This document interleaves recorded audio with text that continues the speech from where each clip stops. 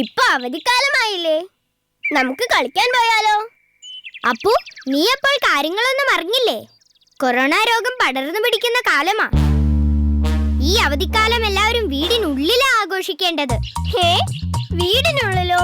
അതെങ്ങനെ? വീടിനുള്ളിൽ കളിക്കാവുന്ന ഒത്തിരി കളികളില്ലേ?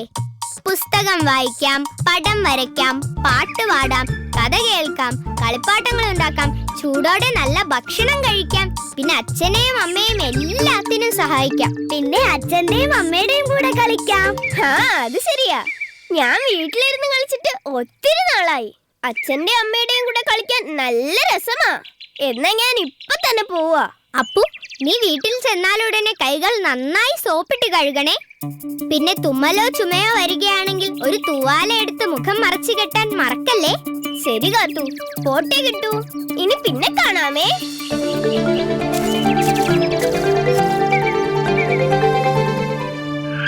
കൂട്ടുകാരെ, ഞങ്ങൾ ഇങ്ങനെ അവധിക്കാലം അടിച്ചു പൊളിക്കാൻ പോകുന്നേ. നിങ്ങളും ഇങ്ങനെ തന്നെ ചെയ്യില്ലേ?